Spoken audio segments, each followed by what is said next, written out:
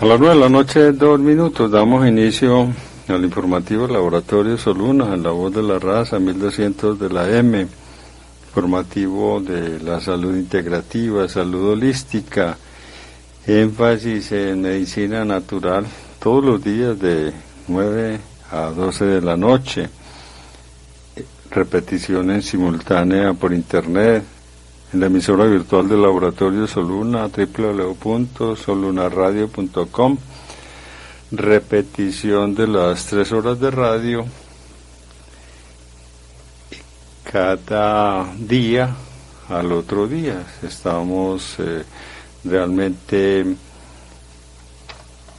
repitiendo el programa de 3 horas, de 3 a 6 de la tarde. El programa de hoy se repetirá de 3 a 6 de la tarde, mañana sábado, domingo y lunes. Los invitados en el día de hoy, los doctores Edier Velázquez, el doctor Juan Miguel Ruiz, médicos de la Universidad de Antioquia, mucha experiencia en consulta externa, en medicina general, certificados médicos, atención prenatal, todo esto lo hacen pues los doctores Edier, el doctor Juan Miguel. Ellos estaban trabajando en el municipio de Bello, en el edificio San Ignacio, local, consultorio 307. Esto queda en el Parque de Bello, diagonal a la iglesia de Nuestra Señora del Rosario, la iglesia del Parque de Bello, y entra por la rampa de Droga La Rebaja, ahí unas escalitas, y ahí está el consultorio 307, contiguo a la tienda naturista Soluna, que queda en el local 305. Mi nombre es Jorge Holguín Marín, yo soy el director de este magazine de salud. En el control master, como todas las noches desde hace mucho tiempo, Wilson Restrepo Cano, quien maneja los sonidos o los equipos. Sin la participación de él, pues no podríamos estar en contacto con ustedes mediante toda la tecnología pues de la radio. Las personas que quieran conocer un poco más acerca de los servicios de los médicos que hoy van a participar, ellos tienen un solo número, un solo contacto, que es el 319-588-0145, 319-588-0145, para atender sus consultas, para resolver inquietudes, algunas generalidades acerca de cómo llegar al consultorio, qué rutas tomar, los horarios, en fin, y de pronto consultar el valor de la consulta, que es una consulta pues muy amigable, muy humana, donde se puede escuchar un poquito más del paciente, y de tal manera que resuelva pues las inquietudes y tenga claridad de los tratamientos que les están haciendo. Esta noche saludamos al doctor Edier Velázquez. Buenas noches. Buenas noches, doctor Olguín. Buenas noches a todos nuestros oyentes. Esperamos que hoy disfruten mucho el programa sobre el que vamos a tratar, que sabemos que es de mucho interés para las personas. Claro. También estamos conectados en este momento con el doctor Juan Miguel Ruiz. Buenas noches. Buenas noches, doctor Juan Miguel. Bueno, hemos perdido un poquito la conexión con el doctor Juan Miguel Ruiz. Seguimos hablando con el doctor Edier. Bueno, doctor Juan Miguel. ¿Me escuchan? Sí, ya lo escuchamos, claro. Buenas noches, doctor Olguín, y a todos los oyentes. Como es nuestro compromiso semanal todos los viernes con todos los apreciados escuchas, vamos a hablar sobre un tema de interés que hoy atañe a muchas personas, sobre todo hombres mayores, y es la hiperuricemia, también conocida como el famoso ácido úrico o la gota. Hoy vamos a tratar muy a fondo, de una manera didáctica. No esperamos que se aprendan pues todo lo que les vamos a contar, pero que se lleven algunas ideas importantes a su mente. Bueno, y comprender mucho sobre esta afección de salud, por ejemplo, las causas, por qué se da, esto nos da una idea, realmente uno conociendo las causas, uno de pronto puede detectar especialmente a nivel individual de pronto en qué error se está incurriendo de alguna manera, pues que nos da exactamente la genética, y entonces se puede corregir cuando uno comprende en grandes rasgos las causas, por qué se está dando, y escucha más sobre las medidas correctivas. Eso puede prevenir la enfermedad, postergar la aparición de la enfermedad o mitigar los síntomas de la enfermedad si ya se estuviese. ¿Qué tan común es la hiperuricemia? Y en general, ¿qué es el ácido úrico? ¿Cómo se produce? La hiperuricemia, el ácido úrico, cuando uno está en la consulta, los pacientes, en un gran porcentaje de las consultas, los pacientes le sugieren a uno durante la consulta acerca de si tal vez la causa de su enfermedad es el ácido úrico. Entonces es muy común para el médico en la consulta escuchar la palabra ácido úrico de parte del paciente. Los pacientes lo asocian mucho a enfermedades, a dolor principalmente. Entonces es un término muy conocido por los pacientes también. A nosotros nos gusta siempre empezar con cifras. La hiperuricemia o el ácido úrico elevado en sangre, en España hicieron un estudio muy grande en el que involucraron 13.000 hombres, estamos hablando del sexo masculino exclusivamente, y encontraron que entre los 18 y 70 años, esta cohorte de hombres de 13.000, había una prevalencia de un 7% de estas personas que tenían el ácido úrico alto en sangre. Uh-huh. Entre sintomáticos y no sintomáticos, porque el ácido úrico puede estar alto y la persona ni darse por enterada. Entonces, imagínense, 13.000 personas y el 7% tenían el ácido úrico alto. Mucho. En personas hospitalizadas, estas cifras se elevan. El estrés de la hospitalización genera muchos cambios fisiológicos, se eleva el azúcar, eleva la presión, un sinfín de variables fisiológicas alteran. Entre tener también hiperuricemia, el ácido úrico alto. ¿Qué es el ácido úrico alto? Cuando pasa de 7 miligramos por decilitro.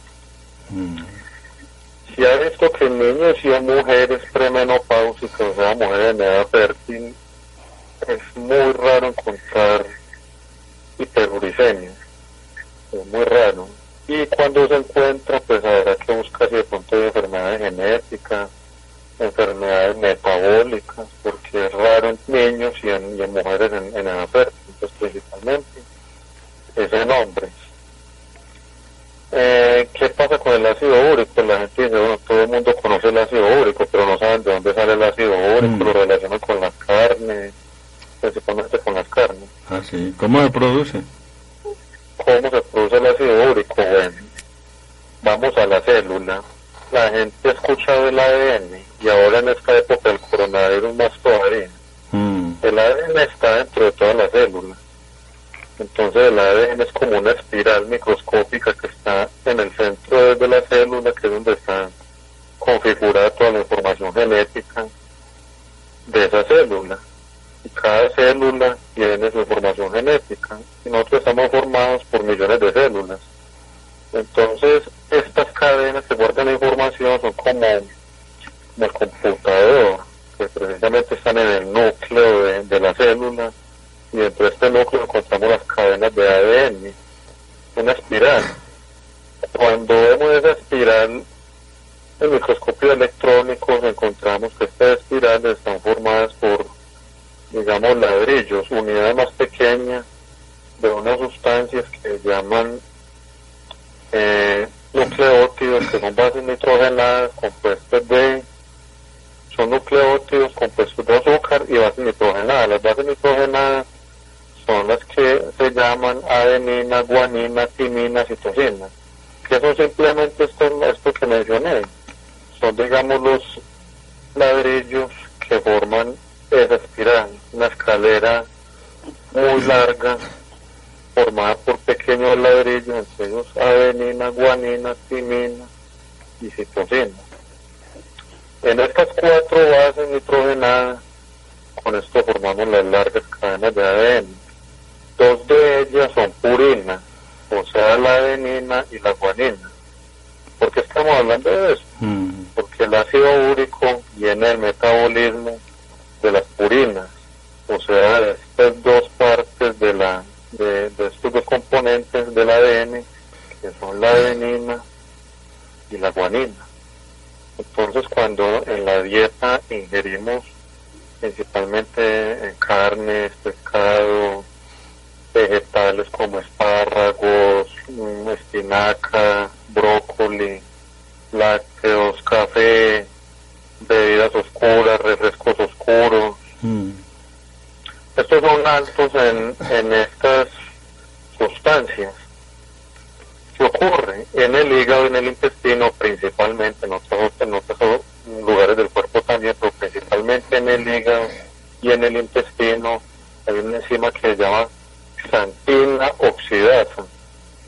Esta enzima coge estas 2 purinas, la adenina y la guanina, y las degrada.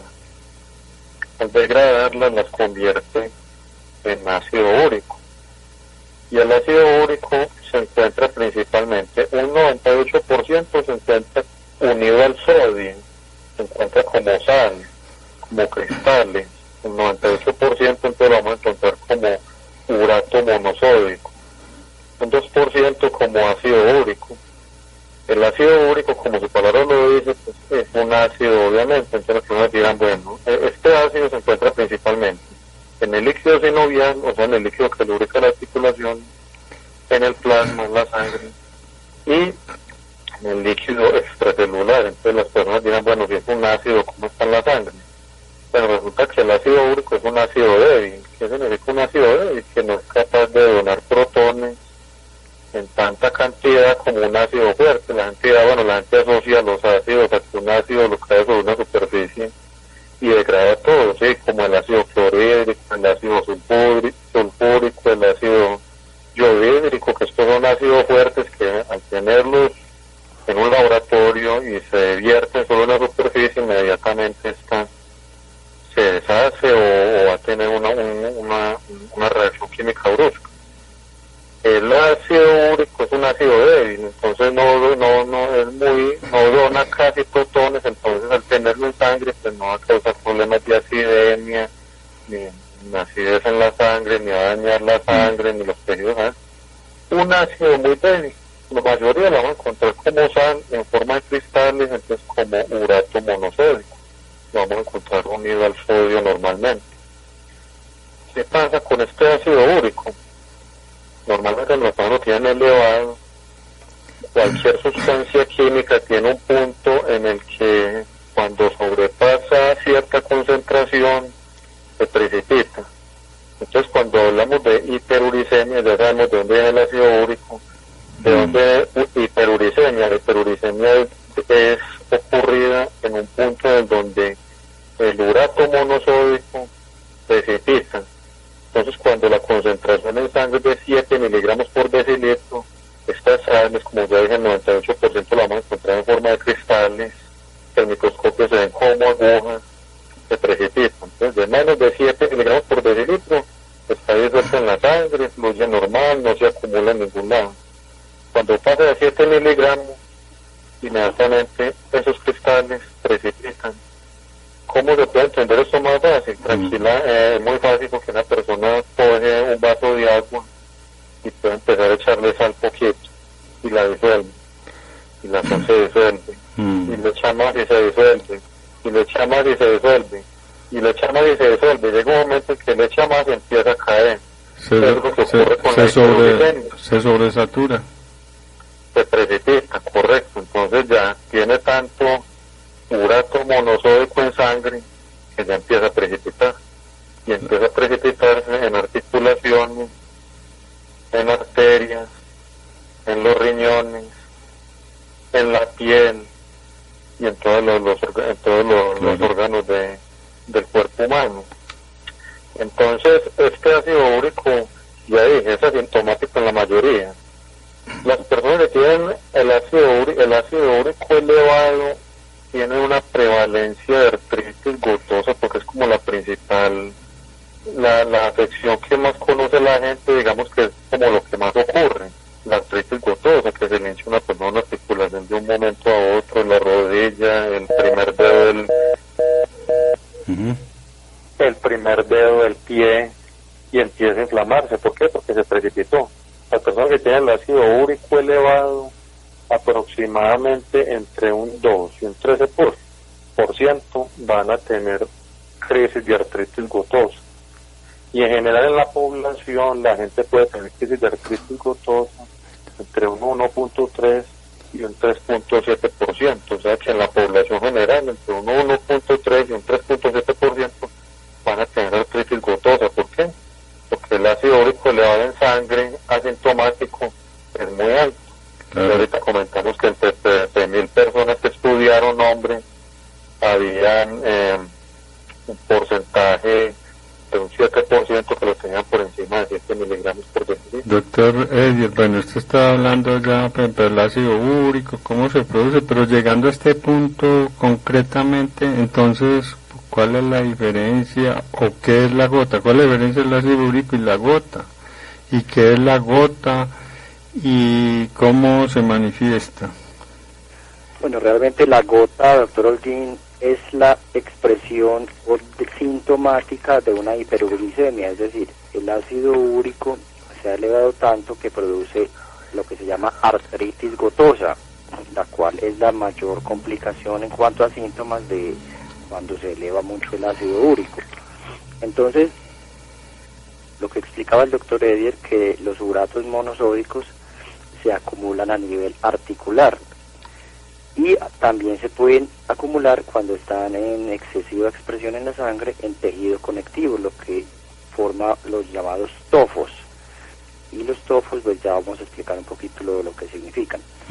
Entonces, los factores que pueden llevar a la acumulación del ácido úrico es ya sea la sobreproducción o el consumo externo de las purinas que llevan a una elevación del ácido úrico, o bien una baja excreción del riñón, porque el riñón también se encarga de botar cuando hay un exceso de ácido úrico, Y también hay un factor que es la temperatura baja, que crea la temperatura baja, o sea, el frío de la noche, que hay más permeabilidad en estas membranas de la synovia, o sea, de esa bolsita con líquido que hay entre las articulaciones. Por eso es que muchas de las crisis gotosas el paciente las experimenta de noche. Entonces, digamos que esta acumulación excesiva de estos cristales, como lo explicaban ustedes, se sobresaturan y se precipitan. Entonces, en este líquido que hay dentro de las articulaciones, se expresan estos cristales en exceso, son como unos tubitos, digamos. Y los macrófagos, que son células del sistema de las defensas, digamos que empiezan a comerse estos cristales que se están sobreexpresando. Los macrófagos, cualquier cosa extra que ven, como que se la comen, digamos, para que no haga daño. Se la tragan. Exactamente, son como lo que se llama en inglés scavengers, que empiezan a barrer todo, a comerse todas las impurezas. Y lo que pasa es que hay una cascada inflamatoria que acompaña a que el macrófago se coma estas sustancias. Entonces, no solo es que el macrófago se come los cristales, sino que también hay unas nuevas células de la inmunidad, las que ya hemos mencionado mucho, que son las interleuquinas, que atraen los llamados neutrófilos. Y lo que pasa en la hiperuricemia es que estos neutrófilos empiezan a dañar, como se empiezan a romper, liberando los llamados leucotrienos y radicales libres. ¿Qué quiero explicar con todo esto tan complicado? Que estos cristales no se deberían acumular tanto en la articulación, porque lo que hacen es despegar una tremenda cascada inflamatoria. Por eso es que el paciente ve pues la articulación roja, con mucho dolor, con mucha inflamación. Entonces las articulaciones en donde normalmente da la artritis gotosa o gota, primeramente vamos a mencionar el dedo gordo del pie. Doctor Juan Miguel, ¿por qué se ha llamado la gota? No sé exactamente por qué la han bautizado gota, no les sabría explicar, no sé si Edier sabe por qué le dicen gota. Como la forma. No, realmente la etimología No habla de eso. no se ha mencionado. Cuando uno habla de el tema, no es que No, le han dicho que es como ¿de dónde viene? decían en el pasado, la enfermedad de los reyes, porque como lo explicaban ustedes, da en hombres, ¿cierto?, mayores que consumen alcohol y que consumen carnes. Entonces, en la antigüedad solo los reyes podían darse esa clase de lujos de manera normal, o que consumían vino y carnes, mientras la gran mayoría de la población consumía más, digamos, cereales. Entonces, por esa razón se la llamaba la enfermedad de los Pero reyes. de pronto se hace relación también a que cae como una gota, y hablando pues de la gravedad. Es posible Como que como la lluvia, como las gotas que caen y atraídas por la fuerza de la gravedad. Es posible. Entonces le explicaba pues que la articulación en donde más se da es en el dedo gordo del pie, pero también puede darse en tobillo, también es muy común que se dé en rodillas, y también se puede dar en codos y en las articulaciones últimas de los dedos, en las punticas de los dedos de las manos. Una cosa importante es que suele dar en solo una articulación a la vez, es decir, es muy raro que haya un ataque gotoso en los dos dedos gordos a la vez, no, suele ser unilateral, o suele ser una sola rodilla, o suele ser un solo dedo de la mano, o un solo codo. No, entonces no, con esto, habiendo dicho esto, miramos que la gota no suele afectar caderas, por ejemplo, no suele afectar hombros, no suele afectar columna. Entonces, si a usted le duele el hombro, probablemente no es por causa del ácido úrico, ni caderas, etcétera. Entonces, aquí quería explicar que esta crisis gotosa muchas veces, la mayoría de las veces, desaparece espontáneamente. De 3 a 10 días suele durar. esta crisis con desaparición espontánea. ¿Cuál es el problema? Y es el siguiente, como se explicaban ustedes también, es que hay una etapa, digamos, asintomática. Es decir, gran parte de la población, como ustedes lo dijeron, tiene niveles altos de ácido úrico, pero no todos tienen síntomas. Solo algunos pasan a expresarlo, que es la etapa aguda, ahí es cuando se inflama la articulación y eso desaparece espontáneamente. ¿Qué pasa? Que más del 75% de esos que ya experimentaron una crisis gotosa aguda va a tener un segundo ataque a los 2 años. O sea, de cada 4 de esas personas que sufrieron la crisis aguda, 3 personas a los 2 años tendrán un nuevo ataque. Entonces, el periodo entre ese primer y el segundo ataque es lo que se llama periodo intercrítico, para luego pasar a la gota crónica, y es decir, muchas acumulaciones de cristales que empiezan a dañar extremidades y también que pueden, digamos, cuando se acumulan en cartílagos, que también se dan los tofos que yo les explicaba, también pueden dar una deformidad. Y cuando se acumula en cartílagos suele acumularse en tendones de mano y en el túnel del carpo,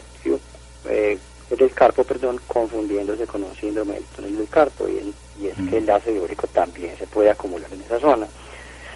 Entonces, digamos que la artritis gotosa o gota es como la manifestación más común de cuando se eleva el ácido úrico, y que no se da en todas las personas con el nivel alto, pero también hay otras complicaciones del ácido úrico alto, que son las piedritas en el riñón, las nefrolitiasis, y estas preceden hasta en un 40% las crisis gotosas en articulaciones. Claro, yo les pregunto, ¿qué otras alteraciones, además del dolor, puede causar el ácido úrico alto? Bueno, la gente ya sabe pues que la gota la relaciona siempre con el dolor, es como lo que la gente siempre lo que lleva a consulta. Lo que llega a la consulta, el dolor igual a gota. Y bueno, resulta que el ácido úrico, en esos días me leí unos artículos de actualización de este año, en donde donde querían buscar la asociación de la hiperuricemia con enfermedad cardiovascular, de cualquier tipo, enfermedad cardiovascular pues, arterial, enfermedad cerebral, enfermedad arterial periférica. Entonces la relacionaban, entonces encontraban cierta relación, se ha encontrado cierta relación desde hace ya muchos años con el ácido úrico, desde que se conoce la existencia de esto, se relaciona con hipertensión, enfermedad cardiovascular, diabetes, obesidad, pero no se puede encontrar una asociación clara. En estos días leí un artículo de actualización en donde volvían y hablaban respecto a esto, y se encuentra pues que definitivamente se sigue sin encontrar la causa, su relación con elevación de las cifras de presión arterial, con infarto agudo de miocardio, con enfermedades cerebrales isquémicas, con enfermedad arterial oclusiva crónica de extremidad. Entonces seguimos en las mismas, no hay una relación clara, se sabe que hay una relación, pero no se encuentra científicamente esta relación para decir de una vamos a tratar el ácido úrico para prevenir eso. Entonces la relación la hay, pero científicamente no se encuentra. ¿Con qué sí se encuentra científicamente? Bueno, ya hemos hablado mucho, con la artritis gotosa, es la principal manifestación, de un 1.3 a un 3.7% de la población general van a tener crisis de artritis gotosa, y de los que tienen el ácido úrico elevado, los que lo tienen en más de 7 miligramos por decilitro, digamos 1.1% de esas personas van a tener crisis gotosa. Cuando tienen el ácido úrico entre 7 y 8.9 miligramos por decilitro, un 0.5% de esas personas van a presentar crisis gotosa. Cuando están por encima de 9 miligramos por decilitro, un 5% de esas personas van a presentar crisis gotosa. Entonces, de esta manera, el porcentaje pues que le dé muy significativo, es decir, a mí me dio disparar ese 100%, pero realmente pues de todas maneras es bajo, pero a medida que aumenta el nivel, ya se aumenta mucho más. Vamos con los ácidos úricos por encima de 13 miligramos por decilitro, hasta un 22% van a presentar artritis ductosa. El 90% van a ser asintomáticos, el 90% de las personas con hiperuricemia. Y aquí el doctor Juan Miguel está mencionando también la nefrolitiasis por ácido úrico, entonces también puede causar cálculo en los riñones, y la persona tenía el ácido úrico alto y en un momento u otro resulta con dolores lumbares, orinando sangre, botando piedra, y resulta que son cálculos de ácido úrico, no son de calcio, sino que son de ácido úrico. También puede estar relacionado claramente con la nefropatía por urato monosódico, que se deposita en el riñón, pero por fuera de la célula. Entonces empieza a depositar allí en el espacio extracelular, afuera de la célula, dañando el riñón, causando una inflamación, porque donde se depositan esos cristales de ácido úrico, llega el sistema de defensa y empiezan a ir a atacar allí, empiezan antes a defender el organismo, pero resulta que desafortunadamente por defenderlo causa una inflamación, fibrosis, inflamación en el área, en el órgano afectado, y acaba por dañarse el órgano. En mayor grado en unos, en menor grado en otros, pero puede afectar. Entonces puede causar enfermedad renal crónica por urato monosódico, y el ácido úrico también, o sea, ese 2% que está como ácido úrico también puede causar daño. Ya no se precipita porque el ácido, no es la sal. ¿Qué pasa? El riñón elimina ácido. Cuando hay mucho ácido úrico, este intenta salir, es eliminado por el riñón, porque una de las formas en que se elimina el ácido úrico es por la vía renal. La principal forma es en la orina.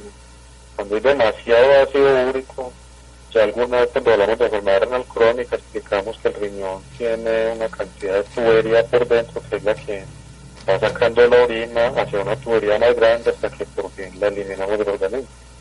Estos tubos microscópicos, cuando hay tanto ácido úrico, el ácido úrico empieza como a taponar todas estas tuberías de tanta cantidad que hay. Entonces también causa enfermedad renal crónica por obstrucción a la salida de la orina. Entonces ahí están los mecanismos por los que el ácido úrico puede llevar a una persona a una enfermedad renal crónica. Y de hecho, cuando la persona tiene enfermedad renal crónica, sería como una de las pocas indicaciones en las que se trata estando asintomático. Y eso que aún todavía no es que esté muy avalado científicamente, pero cuando una persona está en un programa de enfermedad renal y tiene el ácido úrico alto, pues normalmente se le tiende a dar tratamiento.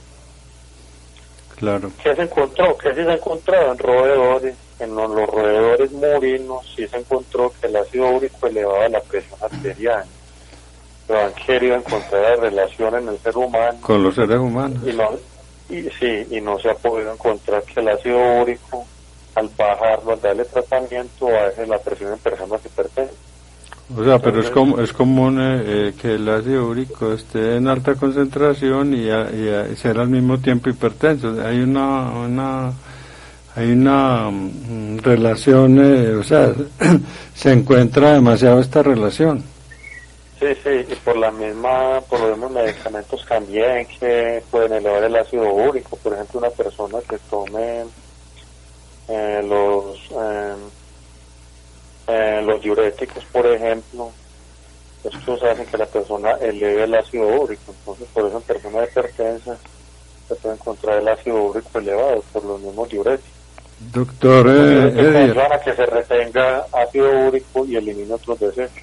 Doctor Edier, antes de continuar con el tema pues de la hiperuricemia, quería recordar que ustedes trabajan en el municipio de Bello, en el Parque de Bello, en el edificio San Ignacio, consultorio 307. Este edificio San Ignacio queda diagonal a la iglesia Nuestra Señora del Rosario. Ahí, además de la consulta, pues ustedes también pueden emitir certificados médicos, hacer control prenatal, hacer otro tipo de de certificaciones médicas. Las personas interesadas, pues recuerden que el doctor Eddie y el doctor Juan Miguel son médicos de la Universidad de Antioquia, algo así como con 7 años de experiencia, y han trabajado en muchas instituciones de salud, lo que pues les ha dado cierta práctica que ahorita están ya de una manera independiente pues realizándola. Tienen un número de contacto que es el 319-588-0145, 319-588-0145. Yo les pregunto, muchas personas asocian los dolores articulares inicialmente con el ácido úrico. ¿Qué tan cierta es esta relación?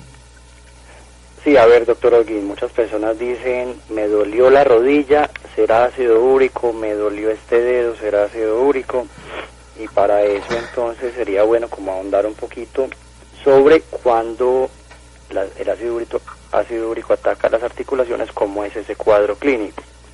Entonces, el paciente por primera vez se inflamó el dedo gordo del pie y lo tiene todo rojo, mucho dolor y mucha hinchazón, y es solo uno dice, no será ácido úrico, es una posibilidad.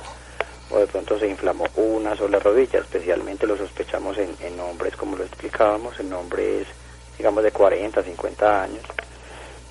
Se presentó un buen día, estaba bien, no tuvo una lesión previa, y de un día a otro, después de tomarse unos tragos, de comerse unos chorizos o unos frijoles o qué sé yo, rodilla toda hinchada. Ahí sí el paciente tiene una posibilidad, tiene la razón, y el médico también lo sospecha. Pero digamos que al paciente lo que le duele es el hombro, o lo que le duelen son los dos hombros. Entonces uno diría, no, ahí de pronto ya no, porque recordemos que el ácido úrico no suele atacar esta articulación. Entonces expliquemos nuevamente, articulaciones que normalmente ataca el ácido úrico: primer dedo de los pies, o sea el dedo gordo, suele atacar mucho tobillos y también rodillas. Yo diría primero en orden, mayor incidencia, que sea más común, dedo gordo del pie, y segundo la rodilla, y tercero sí pueden ser los tobillos. Articulación del codo también puede el codo, y también dedos de manos, pero entonces recordemos, no suelen ser dos a la vez. Si a la persona le están doliendo todos los dedos de las manos, no será más fácil pensar en una artrosis, no será más fácil pensar en una artritis, porque no suele darse así. Otra cosa que nos lleva a pensar de que tal vez sea ácido úrico es que eso suele desaparecer espontáneamente después de 3 a 10 días. En cambio, usted ve, por ejemplo, un paciente con artrosis, siempre mal, siempre, si no se toma su acetaminofén, digamos, es mal y empeorando. La artritis también da un poquito diferente, porque suele dar, como explicamos algún día, en las mañanas. En cambio, el ácido úrico suele ser más doloroso en la noche, por lo que les explicaba ahorita sobre la temperatura. Por supuesto que el ácido úrico no tiene nada que ver con un trauma previo, como puede ser una lesión ligamentosa. Eso está más que obvio, ¿cierto? Entonces, con lo que hemos dicho, sí, por supuesto que el ácido úrico tiene un porcentaje de pacientes que ven afectadas sus articulaciones. Gracias a Dios, más del 90% de las personas no tienen ningún síntoma, pero que entonces aquí es donde el médico tiene que entrar con su interrogatorio a dilucidar si en verdad se sospecha ácido úrico o se sospecha más bien una de las múltiples causas de dolores articulares que hay, que son muchas. Entonces ahí viene el interrogatorio, examen físico y etcétera. ¿Por qué más en los hombres? ¿Por qué se ha hablado sobre eso? No hay ninguna causa que lo expliquen, pues estuve mirando, buscando lo que he leído todos estos días acerca de ácido úrico, y no, se sabe que lo que es claro es que si se encuentran en mujeres en edad fértil, se deben empezar a buscar problemas del metabolismo enzimático, enfermedades genéticas, pero una causa pues clara de por qué el hombre, ¿no? Como ya hemos visto en muchos de estos programas, nosotros las enfermedades dan más en un grupo poblacional que el otro y muchas veces no hay una causa clara. Precisamente como no están las causas claras, por eso es que no tienen las curas, los tratamientos certeros, porque si se encontrara por qué no le da a un niño, pues entonces podría ser la forma de que no le diera a un adulto también. Dicen mucho que porque los hombres y que toman más alcohol. Podría ser la alimentación, la dieta, porque el hombre pues, normalmente puede que se coma el pedazo de carne más grande de la casa, sí, porque tome más café. Podría ser una opción también, podría ser. Pero son agravantes, pero ya ha sido una causa profunda, igualmente podría ser la mujer. Claro. Eso no está bien dilucidado. Bueno, el tratamiento, o sea, ¿cómo hacen ustedes, por ejemplo, con el tratamiento? Usted dice que puede ser asintomático, o sea, estar después de 7 miligramos por decilitro de sangre y no ser sintomático o ser soportable por una persona. Yo conozco personas que les duele algo y dicen, no, eso no vale la pena, y se le pasa por días. A todos se les debe tratar el ácido úrico alto. Siempre da síntomas. No, resulta que como ya mencionamos ahorita, en el 90% de las personas con hiperuricemia, el 90% van a ser asintomáticos, ni se van a dar cuenta. Entonces cogemos a las personas y empezamos a hacerle examen de ácido úrico y lo van a tener alto. Pues como no se encuentra la relación de esto, en el momento en que encuentren la relación del ácido úrico con la hipertensión, con la enfermedad y muerte cardiovascular, con la diabetes, ahí sí se va a empezar a tratar el ácido úrico. Mientras tanto, no, solamente se va a tratar cuando la persona sea asintomática, tenga enfermedad renal crónica. Personas con enfermedad renal crónica del ácido úrico por encima de 7 se le empieza a dar tratamiento. Cuando empieza a tener crisis de artritis gotosa, pero no es la primera vez, porque pues les da una primera vez y empiezan a darles tratamiento, y realmente no. Las guías del Colegio Americano de Reumatología en el 2020, ahorita pues recientes, que están como esa actualización que hicieron, dejaron pues como unas indicaciones claras. Dejaron 3 indicaciones, una fuerte, que definitivamente son, hay que cumplirlas. Unas a favor, que le sugieren al médico tratarlas, y unas en contra, en donde dice que definitivamente no puede tratar. Entonces las recomendaciones fuertes que dejan para tratar el ácido úrico es 1 o más tojos subcutáneos, los tojos, ya que aquí el doctor Juan Miguel mencionó, en las articulaciones, en la piel, cuando se encuentran 1 o más subcutáneos, ya uno dice, bueno, hay que dar tratamiento, porque entonces este ácido úrico se va a empezar a depositar, así como se deposita en articulaciones, en la piel, se va a depositar también en los riñones, en otros órganos.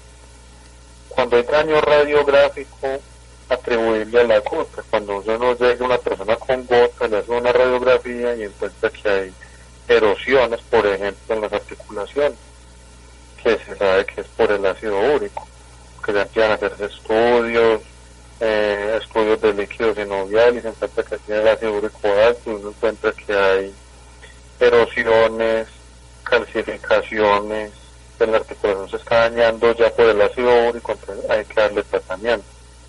Y cuando hay crisis gotosas frecuentes, cuando la persona sale de una y en 1 o 2 meses está en otra, y en 2 o 3 meses está en otra, y a los 15 o 20 días está en otra. Esas personas definitivamente hay que darle tratamiento para el ácido úrico elevado. Recomendación a favor para tratar, o sea, que dejan a criterio del médico si se considera o no. Cuando hay pacientes con crisis gotosas, más de una, pero no son frecuentes. Entonces ya he tenido varias, pero ocurren por allá cada año, cada 2 años. Entonces, en crisis, pero son muy espaciadas en el tiempo. Entonces dice uno, bueno, puede tratarse, puede no tratarse, ya depende como de la gravedad, de qué tan sintomática sea la persona. Cuando hay una primera crisis, pero ya la persona tiene un antecedente de enfermedad renal crónica, por ejemplo, o cuando hay una primera crisis y el ácido úrico está por encima de 9, entonces ya uno dice, bueno, hay que ir mirando que ya se está subiendo demasiado, y cuando está el ácido úrico por encima de 9 miligramos por decilitro, ya un 5% de las personas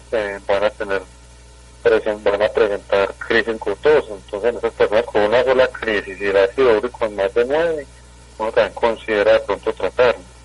Pero la persona llega asintomática al consultorio de uno y le dicen, en 7,5, en 8, trátemelo, ¿no? O sea, la indicación no es tratada, entonces dar medicamentos por dar no es la intención. Doctor Edier, vamos a colocar un ejemplo. Llega un paciente, usted le manda a hacer el ácido úrico y le salió, digamos, en 9.5, y él dice que se siente bien, no siente nada. ¿Y qué tratamiento se hace? ¿O qué recomendación? Bueno, como sigue asintomático, entonces uno empieza a buscar bien que no estén los tojos regados en el cuerpo, en las articulaciones debajo de la piel, o sea, estos granulomas que se forman de la inflamación que causan los macrófagos sobre los cristales depositados, que no haya tenido definitivamente crisis gotosas por ningún lado, que no haya tener daños articulares por la crisis gotosa, aunque si ya tiene daño articular, ya tiene que haber sentido dolor y crisis gotosa. Pero bueno, digamos que la persona no ha tenido crisis gotosas y ya las articulaciones se están dañando. Hay que buscar la función renal de la persona, entonces hay que mirar, es una función renal disminuida, con una tasa de filtración glomerular que uno la calcula en el consultorio con la creatinina. Si está menor de 45, cuando está mayor de 9 también se trata, acercándose al 9 incluso. Entonces, pero si la persona definitivamente no siente nada, queda a criterio del médico tratar o no tratar, porque sigue siendo asintomático. A la mayoría se tratan en ese punto, porque la mayoría cuando tiene un ácido úrico en ese punto y se lo hacen, no fue accidental que se lo hicieron, normalmente porque algún dolor han sentido. Entonces normalmente una persona con ese ácido úrico en ese punto casi que siempre va a terminar tratada, pero es porque cuando se lo hicieron es porque ya tenía dolores en la articulación y probablemente los dolores se deben a eso. Entonces accidentalmente encontrarse un ácido úrico en 9, más de 9 en una persona, que se le hayan enviado sin ninguna causa, es muy difícil. Una persona llega con un ácido úrico elevado porque ya tuvo síntomas de algún dolor mínimo. Aquí quiero intervenir para contarles que también quería intervenir para contarles que en los controles de hipertensión y diabetes y enfermedad renal crónica, nuestros pacientes sabrán que les mandan pues la función renal, el colesterol, la microalbuminuria, todos los exámenes de rutina, y se ha propuesto incluir ahí el ácido úrico, porque en estos pacientes de gravedad el tenerlo muy alto también es un predictor de muerte. Entonces, al parecer, en el futuro pues estaremos viendo que nuestros pacientes de hipertensos y diabéticos les estén mandando mucho este examen. Doctor Edier, ¿cómo se hace el examen físico sospechando hiperuricemia? Bueno, en el examen físico... Usted habla mucho que lo ve llegar desde lejos, caminando, ¿qué? Sí, también hay que mirar eso. Es bueno ver al paciente cuando va llegando, ver qué tanto dolor tiene, la cara, la fascia, es lo que llamamos en medicina. Tiene cara de dolor o qué, uno se va dando cuenta de la persona cómo va entrando. Si entra muy tranquila, muy contenta, pues difícilmente va a tener un dolor severo. Cuando uno empieza a revisarlo, hay que ver las articulaciones, a ver cómo están, si hay desviaciones, si hay inflamación de la articulación, si las articulaciones están calientes, si tiene dificultad para movilizar las articulaciones, manos, codos, muñecas, la columna, los pies, las rodillas. Hay que buscar todo eso, hay que mirar también que el dolor no vaya a ser por una artrosis, no es que todo vaya a ser por ácido úrico, no. Cuando uno evalúa a una persona con sospecha de hiperuricemia, uno primero sospecha es que tenga una artritis, una artrosis, cualquier enfermedad articular. El ácido úrico uno lo mira ya después, pero uno primero piensa en otras cosas. El ácido úrico queda como más al final, a no ser que sean personas con enfermedad renal crónica en las que el ácido úrico sí se eleva. ¿Por qué? Porque como yo dije inicialmente, el ácido úrico principalmente se sube es no por la dieta, sino por una falla en la eliminación. La gente dice, ay, es que la carne, es que el pescado, es que los mariscos, es que el alcohol, el que me sube el ácido úrico. Resulta que la dieta solamente es un 10% de la superuricemia. El 90% es una falla en la eliminación, un exceso en la producción, un exceso en la reabsorción. Entonces, principalmente es el riñón. Entonces, las personas con enfermedad renal crónica, si llegan con dolores, uno puede decir, bueno, la persona con enfermedad renal crónica, una primera opción es que es osteoporosis, por el hiperparatiroidismo que genera una enfermedad renal crónica. Y la otra opción de un dolor en articulaciones, pues, otra opción sería una infección y el ácido úrico elevado. Entonces, la revisión en el examen físico pues se basa como esto, mirar dónde es que le duele, cómo le duele, pero principalmente uno tiene que enfocarse como en qué exámenes va a buscar, en qué enfermedad piensa uno, porque pues el ácido úrico no es que sea como la primera causa que uno va a buscar en una persona que llega con dolor. Pero obviamente sí uno va a sospechar eso cuando ya encuentra que no hay.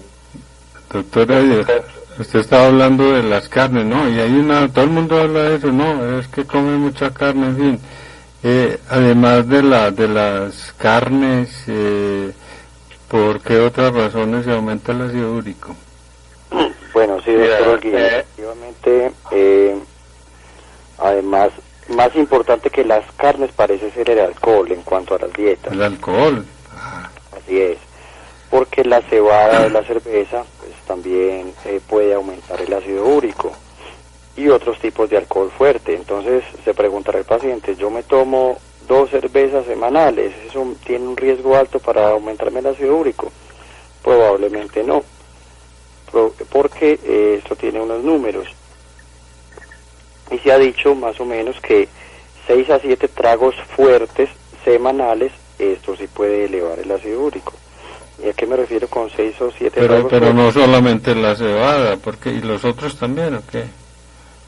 Ah, bueno, sí, claro, no solo la cebada de la cerveza, sino otros tipos de alcohol también. De hecho, muchos de nuestros pacientes han experimentado crisis gotosa después de haberse tomado unos traguitos. Whisky. Y whisky, que sea ron, aguardiente. Pero entonces ya tienen que ser pues ingestas más copiosas de 6 a 7 tragos semanales fuertes, ¿cierto? Entonces si esto lo extrapolamos a una cerveza, pues serán unas 2 diarias, pero por mucho tiempo. Y si es al vino también, digamos 3 tragos de vino diarios, pero por mucho tiempo. Además de eso también tenemos las vísceras, como el hígado, como el riñón, el tomate. Ya mencionamos las carnes rojas, pero también es importante mencionar mariscos y pescados, que en exceso también pueden, digamos, dar demasiado aporte de purinas. Pero yéndonos un poco de la dieta, también hay que hablar del ayuno prolongado y la pérdida de peso, digamos, que se hace de manera muy rápida. Por eso les explicábamos alguna vez en nuestro programa de obesidad que el peso se debe perder de manera controlada. Si una persona pierde 10 kilos en un mes por una dieta extrema, está destruyendo las llamadas purinas, y lo mismo con el ayuno prolongado. Entonces puede hacer un ataque agudo de hiperuricemia. Misma razón y mismo mecanismo cuando hay un ejercicio físico intenso o hay una deshidratación aguda.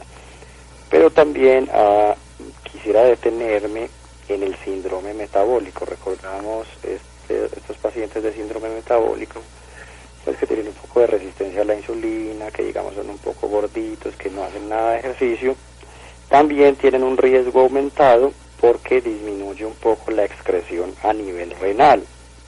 Y el doctor Edier explicaba que fallos en la excreción son más importantes todavía que los dietarios. Entonces, el paciente prediabético, con los triglicéridos altos, medio gordito, sedentario, está en riesgo aumentado. Y luego hay otras causas, pues, que... Todo el síndrome metabólico. Así es. Y hay otras causas, pues, que producen daño muscular agudo, como la rhabdomiolisis y las quimioterapias, que bien por el aumento de las purinas pueden darnos con el desenlace del ácido úrico alto. Doctor Juan Miguel, usted ahorita habló de que el ayuno prolongado, todo esto extremo, pero yo he leído que muchos médicos hacen seguimiento de un ayuno que llaman el ayuno intermitente, pues que no es todas las 24 horas, sino, ¿qué? 12, 14. ¿Eso podría ser beneficioso para bajar de peso? ¿Qué piensan ustedes del ayuno intermitente? Sí, el ayuno intermitente tiene detractores y defensores, eso sí. Todavía se está estudiando. Parece que está teniendo muy buenos resultados, pero yo que les recomendaría a los pacientes que deseen hacerlo, que se asesoren del médico, porque a veces hay pacientes que tienen determinadas particularidades que tienen que llevar a unos cambios de dieta. Hay pacientes que dicen, yo voy a empezar a hacer ayuno intermitente, voy a buscar internet, yo mismo lo voy a hacer. Y me quitan aportes importantísimos nutricionales, por ejemplo, me quitan de tajo las carnes rojas. Entonces nosotros satanizamos, por ejemplo, las carnes rojas, pero no, hay que consumirlas a su debido nivel. O me quitan de tajo los lácteos, y los lácteos tienen nutrientes que probablemente otras cosas no los reemplacen del todo. Entonces sí, esta es una terapia prometedora, pero mi consejo es que un profesional los asesore. Claro, importante. Bueno, los tratamientos que en este momento el doctor Edir estaba hablando pues de las actualizaciones de estas instituciones de reumatología, sobre los tratamientos, qué es lo último que hay, qué es lo que más está usando pues para la hiperuricemia, cuáles son las estrategias. Bueno, en la hiperuricemia primero hay que empezar con los cambios en el estilo de vida, como en todas las enfermedades o en la mayoría, ¿no? Es que en todas hay que hacer cambios en el estilo de vida. Hay que empezar hay que disminuir el riesgo cardiovascular, porque se sabe que ya como dije ahorita, se quiere encontrar la relación que hay del ácido úrico con la enfermedad cardiovascular, la diabetes, pero todavía no se puede llegar como al fondo del asunto, pero entonces hay que prevenir. Entonces si se sabe que por ahí hay un riesgo oculto por el lado cardiovascular, entonces hay que mantener controlada la presión, hay que mantener el peso controlado, hay que alimentarse bien, y entonces aquí sí vamos a ver la alimentación, porque la gente dice que me sube el ácido úrico, no, ya tengo que suspender las carnes, tengo que suspender todo lo que el médico me dijo o lo que he escuchado que le dejaron a otra persona, porque el ácido úrico es por alimentación. Sí, el ácido úrico sí se eleva también por la ingesta. Lo que pasa es que no es la principal causa. Obviamente hay que cuidarse con la alimentación, y sabemos que las carnes lo suben, las vísceras, los lácteos, el alcohol, café, refrescos de color negro, estos caldos concentrados, los cubos, después hay que irlo bajando. Cuando con la dieta, si se mejora la dieta, se baja en una unidad, 1 miligramo por decilitro se baja, o sea, si lo tiene 9, si mejora la alimentación, le va a bajar a 8. Persona era poquito, no, pues poquito no. Por un lado se baja así, cuando la persona es sintomática y necesita tratamiento, ojo con esta parte, porque entonces llega la persona, y yo ya ahorita mencioné cuáles son los criterios para dar tratamiento. En la crisis gotosa hay que dar un tratamiento que es diferente, que es el manejo de la inflamación, el dolor. Pero la persona entonces dice, mi mamá, mi papá, mi hermano, mi abuela, mi amigo, mi vecino tiene el ácido úrico alto, y toman me dieron los dolores, y venga, dígame qué es lo que se toma, y se toman el mismo medicamento para el ácido úrico. ¿Y qué pasa aquí? No llega la persona el otro día por urgencia, se fue de urgencia.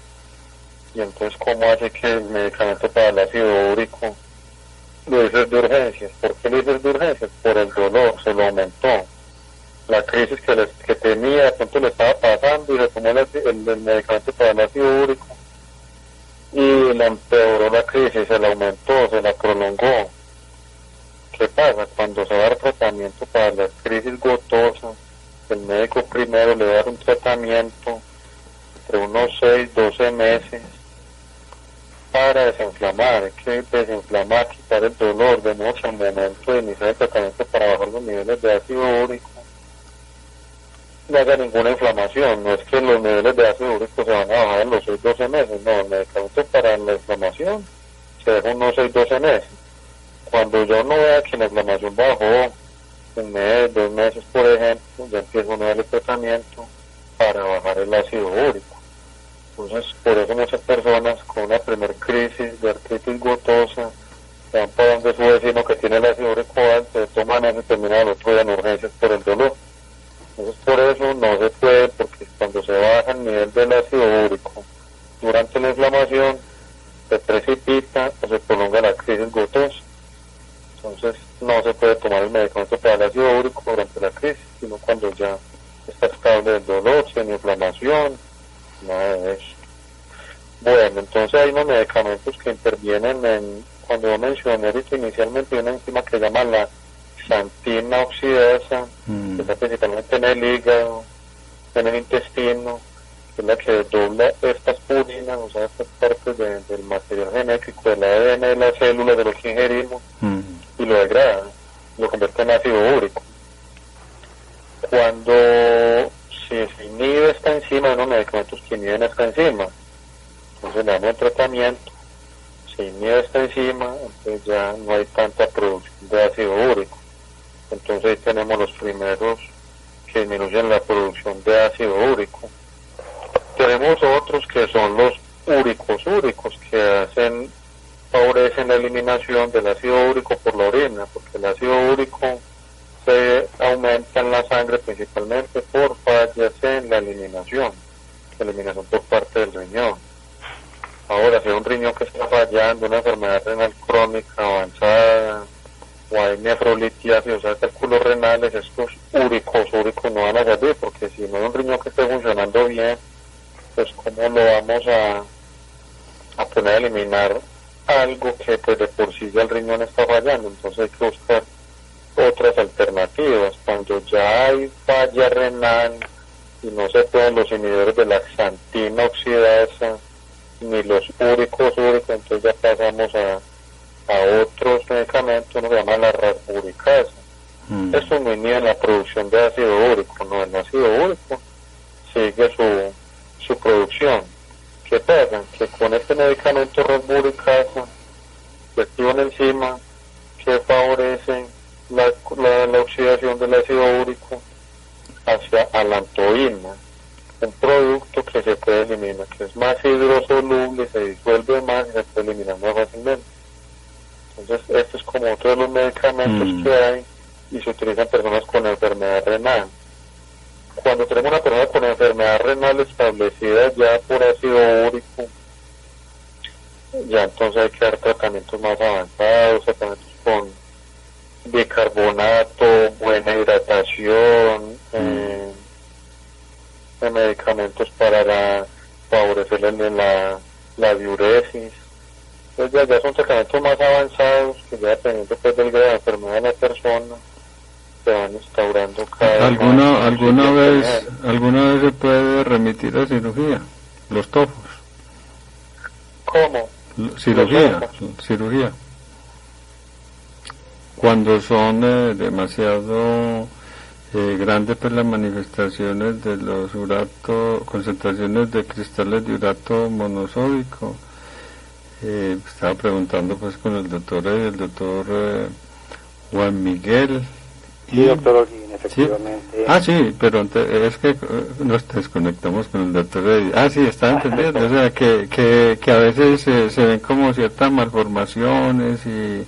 Claro, los tojos cuando ya están ya que inhiben ya, están dificultando la simetría de los movimientos, porque son ya tan grandes que ya dificultan la movilidad, la estética, la funcionalidad de la persona. Pues en este caso, sí, claro, es de cirugía. Pero cuando son pequeños, están por todo el cuerpo de muchos, pues imposible pues como operar todo el cuerpo para sacar eso. Pues es como cuando una persona tiene lipoma. Pues si tiene un lipoma muy grande, muy doloroso, se lo retira. Ahora, si está lleno de lipomas por todo el cuerpo, pues imposible ya como hacer una cirugía tan grande porque es más el riesgo de complicación. Claro. Pero más que todo cuando influyen en la funcionalidad de la persona es donde se recurre a la cirugía. De resto, se dejan quieticos.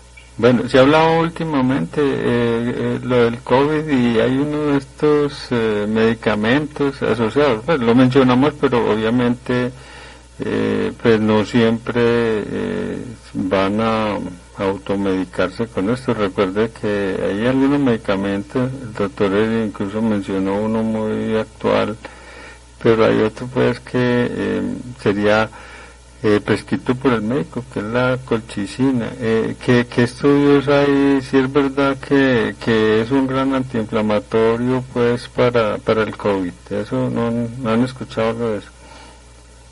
Lo que pasa es que hay muchos estudios y en este COVID han sacado muchos medicamentos para estudiarlos y decir que al principio eran unos, que la citromicina, ya son otros que la ivermectina, pero son estudios que se empiezan con el COVID, no hay nada todavía claro. Pero que usaban, que habían usado que la colchicina como antiinflamatorio. Sí, la colchicina es un buen antiinflamatorio, de hecho se usa en algunas enfermedades como artritis, enfermedades autoinmunes. La colchicina lo que hace es disminuir ese flujo de leucocitos y disminuir el ácido láctico, porque disminuye el pH, entonces es muy bueno para enfermedades inflamatorias crónicas. Pero me imagino que yo sé que como que lo han utilizado, pero en términos muy precisos a nivel ya hospitalarios, pues no, claro. no se ha instaurado como una guía global de sí. tal es el manejo del COVID, sino que cada médico hace claro. experimental. Puede elegir ciertos tipos de medicamentos para trabajar el tema pues de la inflamación. Muy bien, doctor Reyes, doctor Juan Miguel. Interesante el tema. Por la invitación, y esperemos que la gente haya aprendido mucho y disfrutado del tema de hoy. Claro. Y le recordamos que pueden solicitar su cita en el 319-588-0145. Claro. Parque de Bello, contiguo a la tienda del Laboratorio Soluna, en el edificio San Ignacio, muy fácil, la gente de la iglesia del parque Nuestra Señora del Rosario, no hay forma de perderse, llega muy fácil. Y si se pierde, llama ahí mismo, va un minutero. Después de que esté en el parque, ahí no se pierde ya porque estamos nosotros. O llama 319-588-0145.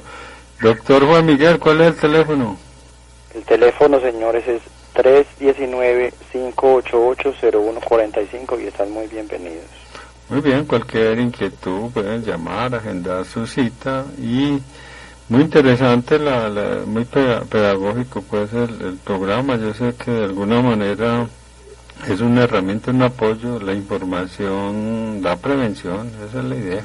Muchas gracias por el aporte para el informativo del Laboratorio Soluna. Muchas gracias, doctor. Don Wilson.